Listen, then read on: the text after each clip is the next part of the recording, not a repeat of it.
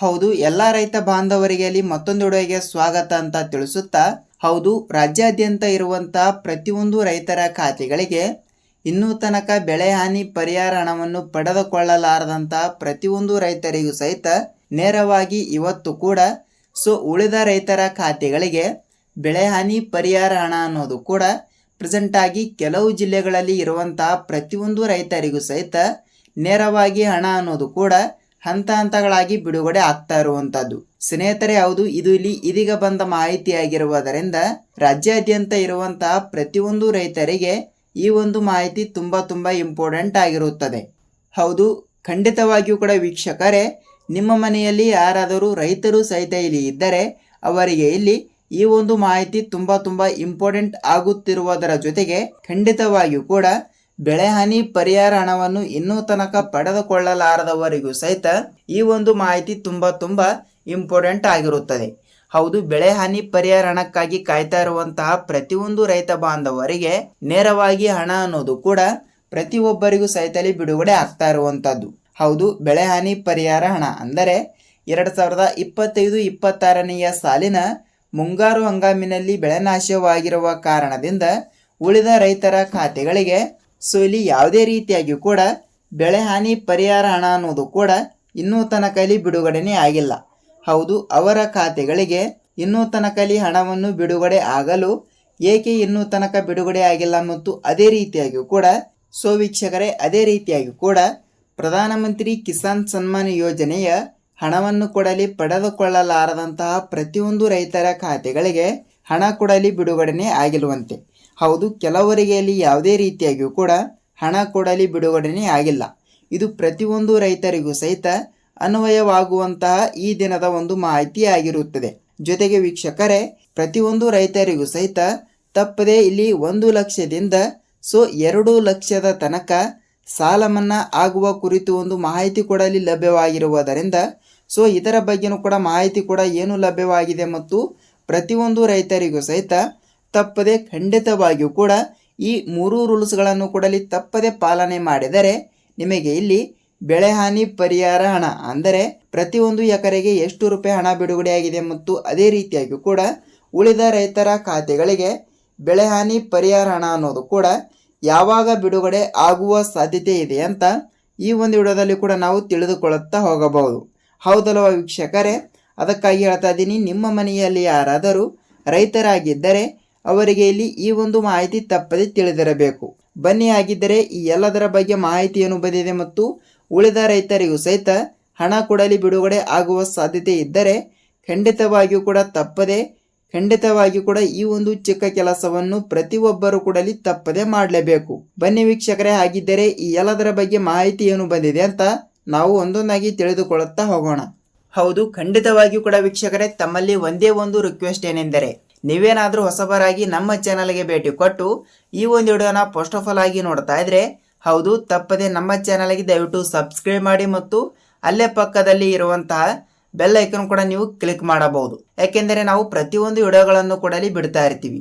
ಹೌದು, ರಾಜ್ಯ ಸರ್ಕಾರದ ಕಡೆಯಿಂದ ಮತ್ತು ಕೇಂದ್ರ ಸರ್ಕಾರದ ಕಡೆಯಿಂದ ಬರುವಂತಹ ಪ್ರತಿಯೊಂದು ಯೋಜನೆಯ ಅಪ್ಡೇಟ್ಗಳನ್ನು ಕೂಡ ನಾವು ಪ್ರೊವೈಡ್ ಮಾಡ್ತಾ ಇರ್ತೀವಿ. ಹೌದು, ನೇರವಾಗಿ ಹಣ ಅನ್ನೋದು ಕೂಡ ತಪ್ಪದೆ ಬಿಡುಗಡೆ ಆಗ್ತಾ ಇರುತ್ತದೆ. ಬನ್ನಿ, ಆಗಿದ್ದರೆ ರೈತರಿಗೆ ಉಪಯುಕ್ತವಾಗುವಂತಹ ಈ ದಿನದ ಮಾಹಿತಿ ಏನೆಲ್ಲ ಬಂದಿದೆ ಅಂತ ನಾವು ಒಂದೊಂದಾಗಿ ತಿಳಿದುಕೊಳ್ಳುತ್ತಾ ಹೋಗೋಣ. ಹೌದು ವೀಕ್ಷಕರೇ, ನೋಡಿ, ಈಗಾಗಲೇ ಬೆಳೆ ಹಾನಿ ಪರಿಹಾರ ಹಣದ ಬಗ್ಗೆ ನೋಡ್ತಾ ಹೋದರೆ, ಹೌದು, ರಾಜ್ಯಾದ್ಯಂತ ಇರುವಂತಹ ಪ್ರತಿಯೊಂದು ರೈತರ ಖಾತೆಗಳಿಗೆ ಅಂದರೆ ಅಂದಾಜಾಗಿ ಎಷ್ಟು ಅಂದರೆ 14.25 ಲಕ್ಷ ಅಂದರೆ 14.5 ಲಕ್ಷ ರೈತರಿಗೆ ಬೆಳೆ ಹಾನಿ ಪರಿಹಾರ ಹಣ ಅನ್ನೋದು ಕೂಡ ಪ್ರತಿಯೊಬ್ಬರ ಖಾತೆಗಳಿಗೂ ಕೂಡ ಬಿಡುಗಡೆ ಆಗಲೇಬೇಕು. ಈಗಾಗಲೇ ಕೆಲವರಿಗೆ ಹಣ ಬಿಡುಗಡೆ ಆಗಿದೆ ಮತ್ತು ಇನ್ನೂ ಕೆಲವು ರೈತ ಬಾಂಧವರಿಗೆ ಯಾವುದೇ ರೀತಿಯಾಗಿ ಕೂಡ ಇಲ್ಲಿ ಹಣ ಕೊಡಲಿ ಬಿಡುಗಡೆನೇ ಆಗಿಲ್ಲ. ಹೌದು, ಉಳಿದ ರೈತರ ಖಾತೆಗಳಿಗೂ ಕೂಡ ನೇರವಾಗಿ ಹಣ ಬಿಡುಗಡೆ ಆಗುವ ಸಾಧ್ಯತೆ ಇರುತ್ತದೆ. ಖಂಡಿತವಾಗಿ ಕೂಡ ಹೇಳ್ತಾ ಇದ್ದೀನಿ, ಪ್ರತಿಯೊಂದು ರೈತ ಬಾಂಧವರು ಕೂಡ ಈ ಒಂದು ಚಿಕ್ಕ ಕೆಲಸವನ್ನು ತಪ್ಪದೆ ಪ್ರತಿಯೊಬ್ಬರು ಕೂಡ ತಪ್ಪದೆ ಮಾಡಲೇಬೇಕು. ಹೌದು, ಯಾವ ಚಿಕ್ಕ ಕೆಲಸ ಅಂತ ನೋಡ್ತಾ ಹೋದರೆ, ಹೌದು ವೀಕ್ಷಕರೇ, ನಿಮ್ಮ ಬ್ಯಾಂಕಿಗೆ ನೀವು ಒಂದು ಸಲ ಭೇಟಿ ಕೊಟ್ಟು ತಪ್ಪದೆ ಇಲ್ಲಿ ನಿಮ್ಮ ಆಧಾರ್ ಕಾರ್ಡ್ ಜೆರಾಕ್ಸ್ ಮತ್ತು ಅದೇ ರೀತಿಯಾಗಿ ಕೂಡ ನಿಮ್ಮ ಆಧಾರ್ ಕಾರ್ಡ್ ಜೆರಾಕ್ಸ್ ಮತ್ತು ನಿಮ್ಮ ಬ್ಯಾಂಕ್ ಪಾಸ್ಬುಕ್ ಅನ್ನು ತೆಗೆದುಕೊಂಡು ತಪ್ಪದೆ ಈ KYC ಕೂಡ ಮಾಡಿಸಿದ್ದೀರಾ ಇಲ್ವಾ ಅಂತ ಒಂದು ಸಲ ನೀವು ತಪ್ಪದೆ ಪರಿಶೀಲಿಸಬೇಕು. ಹೌದು, ಈ KYC ಅನ್ನೋದು ಕೂಡ ಬಹಳಷ್ಟು ಇಂಪಾರ್ಟೆಂಟ್ ಆಗಿರುತ್ತದೆ. ಇದು ಪ್ರತಿಯೊಂದು ರೈತ ಬಾಂಧವರಿಗೂ ಸಹಿತ ಅನ್ವಯವಾಗುತ್ತದೆ. ಖಂಡಿತವಾಗಿಯೂ ಕೂಡ ತಪ್ಪದೆ ಈ ಒಂದು ಚಿಕ್ಕ ಕೆಲಸವನ್ನು ಪ್ರತಿಯೊಂದು ರೈತರು ಕೂಡ ತಪ್ಪದೆ ಮಾಡಲೇಬೇಕು.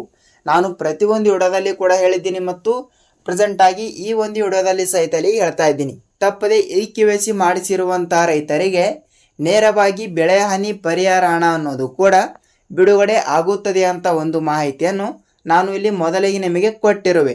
ಅದೇ ರೀತಿಯಾಗಿ ಕೂಡ ಪ್ರತಿಯೊಂದು ಎಕರೆಗೆ ಎಷ್ಟು ರೂಪಾಯಿ ಹಣ ಬಿಡುಗಡೆ ಮಾಡಿದ್ದಾರೆ ಮತ್ತು ಪ್ರತಿಯೊಂದು ಹೆಕ್ಟರ್ಗೆ ಎಷ್ಟು ರೂಪಾಯಿ ಹಣ ಕೊಡಲಿ ಬಿಡುಗಡೆ ಆಗುವ ಸಾಧ್ಯತೆ ಇದೆ ಅಂತ ನೀವು ನಮಗೆ ಕೇಳ್ತಾ ಇರ್ತೀರಿ. ಹೌದು ವೀಕ್ಷಕರೇ, ಪ್ರತಿಯೊಂದು ಎಕರೆಗೆ 8 ರಿಂದ 15 ಸಾವಿರ ರೂಪಾಯಿ ಹಣ ಮತ್ತು 16 ಸಾವಿರ ರೂಪಾಯಿ ಕೂಡ ಬಿಡುಗಡೆ ಆಗ್ತಾ ಇರುವಂತದ್ದು. ಜೊತೆಗೆ ಇಲ್ಲಿ ಪ್ರತಿಯೊಂದು ಹೆಕ್ಟರ್ಗೆ 30 ರಿಂದ 36 ಸಾವಿರ ರೂಪಾಯಿ ಹಣದ ತನಕ ಹಣ ಕೂಡ ಇಲ್ಲಿ ಬಿಡುಗಡೆ ಆಗುವ ಸಾಧ್ಯತೆ ಇರುತ್ತದೆ.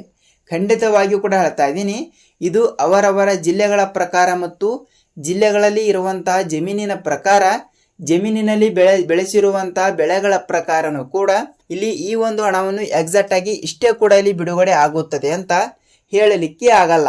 ಇದು ಇಲ್ಲಿ ಮಾಹಿತಿ ಬಂದ ಪ್ರಕಾರ ನಾನು ನಿಮಗೆ ನಿಖರವಾದ ಮಾಹಿತಿಯನ್ನು ಇದು ಯಾರು ಕೂಡ ತಿಳಿದುಕೊಳ್ಳಲು ಹೋಗಬಾರದು.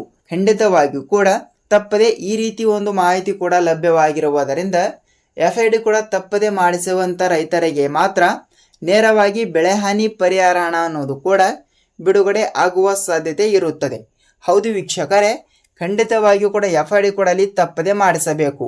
ಹೌದು, FID ಅಂದರೆ ಏನು ಅಂತ ನೀವು ನಮಗೆ ಕೇಳ್ತಾ ಇರಬಹುದು. ನೋಡಿ, ಖಂಡಿತವಾಗಿಯೂ ಕೂಡ ನಿಮ್ಮ ಜಮೀನಿನಲ್ಲಿ ಬೆಳೆದಿರುವಂತಹ ಬೆಳೆಗಳು ಕೂಡ ಅಲ್ಲಿ ಯಾವುವು ಮತ್ತು ಆ ಒಂದು ಬೆಳೆಗಳಿಗೆ ಅನುಗುಣವಾಗಿ ಎಷ್ಟು ರೂಪಾಯಿ ಹಣ ಅನ್ನೋದು ಕೂಡ ಅಲ್ಲಿ ಬಿಡುಗಡೆ ಆಗಬೇಕು ಅಂತ ರಾಜ್ಯ ಸರ್ಕಾರವು ಕೂಡ ಅಲ್ಲಿ ನಿಗದಿಪಡಿಸಲಾಗಿರುತ್ತದೆ. ಅಂದರೆ ಕಂದಾಯ ಇಲಾಖೆಯ ಸಚಿವರಾಗಿರುವ ಕೃಷ್ಣ ಬೈರೇಗೌಡ ಸರ್ ಅವರಾಗಲಿ ಮತ್ತು ಪ್ರಸ್ತುತ ಇಲ್ಲಿ ರಾಜ್ಯದ ಮುಖ್ಯಮಂತ್ರಿ ಆಗಿರುವ DK ಶಿವಕುಮಾರ್ ಸರ್ ಅವರು ಕೂಡ ಈ ರೀತಿ ಒಂದು ಹೇಳಿಕೆಯನ್ನು ಕೊಟ್ಟಿರುವುದರಿಂದ ಕೆ ಪರಮೇಶ್ವರ ಸರ್ ಅವರು ಕೂಡ ಅವರು ಕೂಡ ಈ ರೀತಿ ಒಂದು ಮಾಹಿತಿಯಲ್ಲಿ ಭಾಗಿಯಾಗಿರುವಂತದ್ದು. ಹೌದು, ಈ ರೀತಿ ಒಂದು ಹೇಳಿಕೆಯನ್ನು ಕೊಟ್ಟಿರುವುದರಿಂದ ರಾಜ್ಯಾದ್ಯಂತ ಇರುವಂತಹ ಪ್ರತಿಯೊಂದು ರೈತ ಬಾಂಧವರಿಗೆ ನೇರವಾಗಿ ಹಣ ಅನ್ನೋದು ಕೂಡ ಇಲ್ಲಿ ಬಿಡುಗಡೆ ಆಗುವ ಸಾಧ್ಯತೆ ಇರುತ್ತದೆ.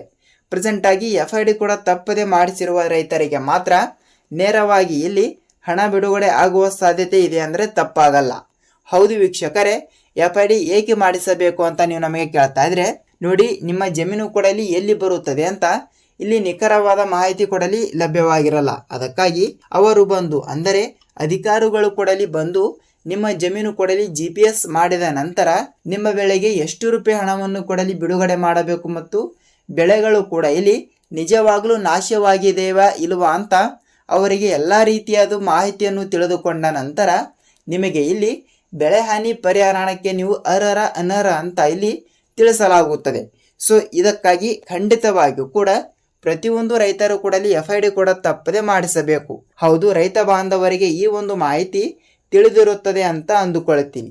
ಜೊತೆಗೆ ವೀಕ್ಷಕರೇ, ಅದೇ ರೀತಿಯಾಗಿ ಕೂಡ ಜಿಲ್ಲೆಗಳು ಸಹಿತ ನೋಡ್ತಾ ಹೋದರೆ, ಹೌದು, ಪ್ರತಿಯೊಂದು ಜಿಲ್ಲೆಗಳು ಸಹಿತ ಕೊಟ್ಟಿರುವುದರಿಂದ ಈ ಕಡೆ ಉತ್ತರ ಕರ್ನಾಟಕದ ಕಡೆ ಲೊಕೇಟ್ ಆಗಿರುವಂತಹ ಪ್ರತಿಯೊಂದು ಜಿಲ್ಲೆಗಳು, ಜೊತೆಗೆ ಇಲ್ಲಿ ದಕ್ಷಿಣ ಕರ್ನಾಟಕದ ಕಡೆನೂ ಕೂಡ ಇರುವಂತಹ ಪ್ರತಿಯೊಂದು ಜಿಲ್ಲೆಗಳಿಗೂ ಸಹಿತ ನೇರವಾಗಿ ಹಣ ಅನ್ನೋದು ಕೂಡ ಬಿಡುಗಡೆ ಆಗ್ತಾ ಇರುತ್ತದೆ. ಹೌದು, ಈ ರೀತಿ ಹಣ ಅನ್ನೋದು ಪ್ರತಿಯೊಬ್ಬರಿಗೂ ಸಹಿತ ನೇರವಾಗಿ ಹಣ ಬಿಡುಗಡೆ ಆಗುವ ಸಾಧ್ಯತೆ ಹೆಚ್ಚಿರುತ್ತದೆ. ಖಂಡಿತವಾಗಿಯೂ ಕೂಡ ಹೇಳ್ತಾ ಇದ್ದೇನೆ, ಇದು ಎಲ್ಲರಿಗೂ ಸಹಿತ ಅನ್ವಯವಾಗುತ್ತಿರುವಂತಹ ಈ ದಿನದ ಒಂದು ಮಾಹಿತಿ.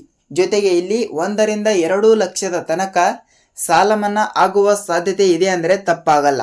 ಹೌದು ವೀಕ್ಷಕರೇ, ಮುಂಬರುವ ದಿನಗಳಲ್ಲಿ ಅಂದರೆ ಮುಂದಿನ ವಿಡಿಯೋದಲ್ಲಿ ನಾನು 1 ಲಕ್ಷದಿಂದ 2 ಲಕ್ಷದ ತನಕ ಸಾಲ ಮನ್ನಾ ಆಗುವ ಸಾಧ್ಯತೆ ಇದೆ ಅಂತ ನಾನು ಒಂದು ಮಾಹಿತಿ ಕೂಡ ಕೊಟ್ಟಿರುವೆ. ಸೊ ಅದರ ಬಗ್ಗೆನೂ ಕೂಡ ಏನೆಲ್ಲ ಮಾಹಿತಿ ಬಂದಿದೆ ಅಂತ ನಾನು ಮುಂದಿನ ವಿಡಿಯೋದಲ್ಲಿ ಮಾಹಿತಿಯನ್ನು ತಿಳಿಸ್ಕೊಡ್ತೀನಿ. ಯಾಕೆಂದರೆ ಈ ಒಂದು ವಿಡಿಯೋ ತುಂಬ ಲೆಂತ್ ಆಗಿದೆ ಅಂದುಕೊಳ್ತೀನಿ ವೀಕ್ಷಕರೇ. ಅದಕ್ಕಾಗಿ ಈ ಒಂದು ವಿಡಿಯೋನ ಇಷ್ಟವಾದರೆ ಮಾತ್ರ ಒಂದೇ ಒಂದು ಲೈಕ್ ಮಾಡಿ ಮತ್ತು ಈ ಒಂದು ವಿಡಿಯೋನ ಎಲ್ಲಿ ಸ್ಕಿಪ್ ಮಾಡದೆ ಪೂರ್ತಿಯಾಗಿ ನೋಡಿದ್ದಕ್ಕಾಗಿ ಧನ್ಯವಾದಗಳು. ಹೌದು, ಈ ಒಂದು ವಿಡಿಯೋದ ಬಗ್ಗೆ ನಿಮಗೆ ಏನೇ ಡೌಟ್ ಇದ್ದರೂ ಕೂಡ ನೀವು ನಮಗೆ ತಪ್ಪದೇ ತಿಳಿಸಬಹುದು. ನಾವು ಕೂಡ ನೆಕ್ಸ್ಟ್ ಅದರ ಬಗ್ಗೆನೂ ಕೂಡ ಸ್ವಲ್ಪ ರಿಸರ್ಚ್ ಮಾಡಿ ವಿಡಿಯೋನ ಮಾಡಲು ಮುಂದಾಗುತ್ತೇವೆ. ಹೌದು, ನಾವು ಇದೇ ರೀತಿಯಾಗಿ ಕೂಡ ಮತ್ತೊಂದು ಅಪ್ಡೇಟ್ ಜೊತೆಗೆ ಭೇಟಿಯಾಗೋಣ. ಅಲ್ಲಿಯ ತನಕ ಎಲ್ಲ ಬಾಂಧವರಿಗೆ ಧನ್ಯವಾದ.